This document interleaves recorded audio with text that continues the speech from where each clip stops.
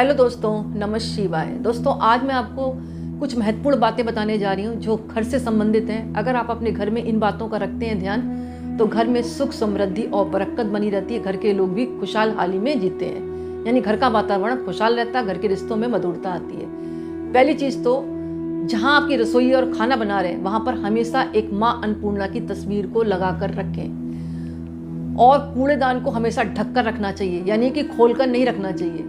रात्रि में कपड़े जो है बाहर ना सुखाएं। किसी कारण आपको सुखाने भी पड़ गए तो थोड़ी देर पड़े रहने दें, जब सूख जाए तो उठाकर अंदर रख दें। ऐसा कहा जाता है जो व्यक्ति रात्रि के समय कपड़े बाहर सुखाता है तो नेगेटिव एनर्जी उन कपड़ों पर प्रभावित हो सकती है, इसलिए रात्रि कपड़े नहीं डालने चाहिए बाहर। झाड़ू हमेशा छुपा कर रखनी चाहिए। जो व्यक्ति झाड़ू को छुपा कर नहीं रखता तो उसके घर की सुख समृद्धि और बरकत चली जाती है। इसके पीछे रीजन है, झाड़ू क्या है, माँ लक्ष्मी का रूप माना जाता है, क्योंकि आपके घर की दरिद्रता को दूर करता है, घर की नेगेटिव एनर्जी को दूर करता है, गंदगी को साफ करता है। और उसको खुले में रखोगे तो घर की बरकत रुकेगी।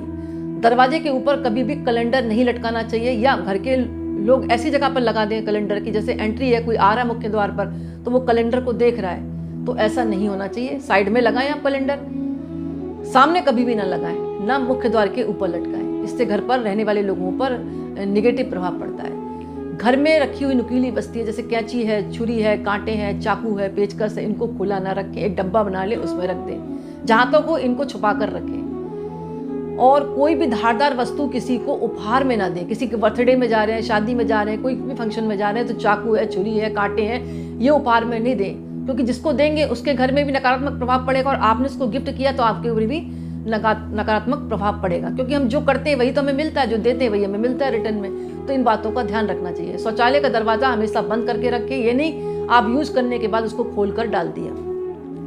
घर में टपकते हुए नल को हमेशा ठीक करा के रहना चाहिए, क्योंकि अगर टपकता हुआ नल बार बार टपकेगा तो एक तो पानी का लॉस है, पानी का लॉस होगा तो आपका क्या होगा, मन भी आपका खराब होगा, क्योंकि पानी का संबंध किससे है, चंद्रमा से। तो डिप्रेशन भी रह सकता है आपके, और इसके साथ साथ घर में आर्थिक स्थिति भी ज़्यादा मजबूत नहीं रहेगी, आपके ऊपर ऋण भी चढ़ सकता है। तो इन बातों का आप रखें ध्यान। दूसरी चीज़, घर की जो महिला है रसोई में जब खाना बना रही है तो वो अच्छे भाव के साथ खाना बनाए, यानी खाना बना रही कोई मंत्र का जाप कर ले, भजन कर ले, या उस समय गलत बातें ना सोचे इधर उधर की, क्योंकि जितना अच्छा सोचेगी ना उतने ही खाने में अच्छी वाइब्रेशन जाएगी। और शुद्ध वाइब्रेशन जो है वो खाना नहीं रहता, वो प्रसाद बन जाता है। और वो लोग जो घर के लोग खाते हैं ना, मेंबर लोग, वो प्रसाद बना हुआ खाना तो उनके शरीर को लगता भी है और स्वास्थ्य भी अच्छा रहता है।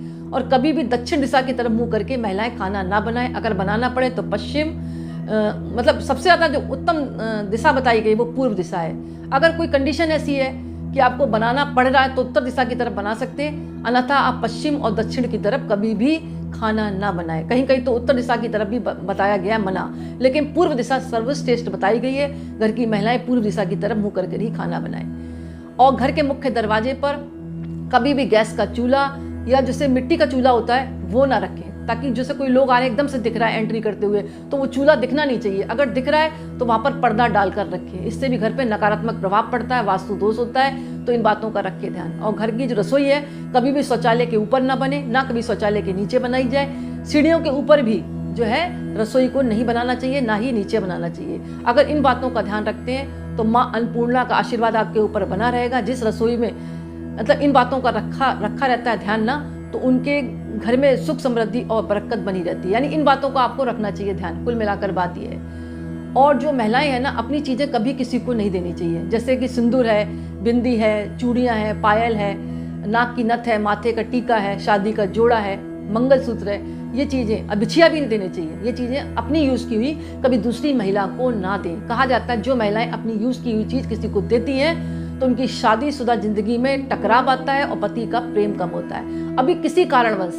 किसी ने कोई चीज़ ली तो आपको क्या करना है, आप गंगा जल से धोकर भले दे दें, लेकिन डायरेक्ट पहनी हुई चीज़ किसी को ना दें। इससे मैंने बताया ना कि पति पत्नी में टकराव पैदा होता है और दूरियां बनती हैं और पति का प्यार भी कम होता है। तो आप इन चीज़ों का ध्यान रखेंगे तो घर में सुख समृद्धि और बरकत भी बनी रहेगी, रिश्तों में मधुरता भी आएगी और रिश्ता लाइफ टाइम चलेगा।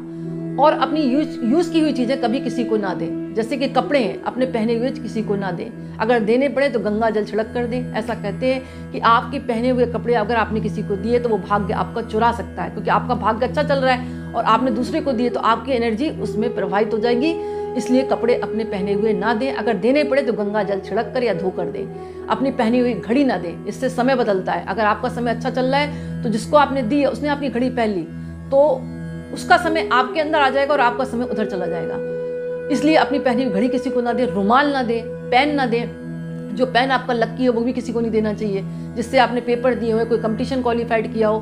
कहते हैं पेन की भी बहुत बड़ी मतलब महिमा होती है एक तरह से। यानी अपना यूज़ किया हुआ पेन किसी को नहीं देना चाहिए। अपनी झाड़ू यूज़ की किसी को ना दे, यानी एक्स्ट्रा रखें आप। अचानक कोई रिश्तेदार आ जाता तो उसमें से उठा के दे दें। झाड़ू 2 रखें, पड़ोसी मांगने आता तो दूसरी दे दें। ये ज़रूरी नहीं अपनी पहनी हुई चीज़, अपनी यूज़ की हुई चीज़ दें तो वो आपके घर की जो एनर्जी, पॉजिटिव एनर्जी है ना, तो वो दूसरा ले जाता है। इसलिए इन बातों का आप रखेंगे ध्यान तो आपके घर में सुख, समृद्धि और बरकत बनी रहेगी। तो दोस्तों आज का वीडियो मैं ही समाप्त करती हूँ। पसंद आए तो लाइक करें, दूसरों को शेयर करें और कमेंट्स में नमः शिवाय जरूर लिखें। बहुत बहुत धन्यवाद।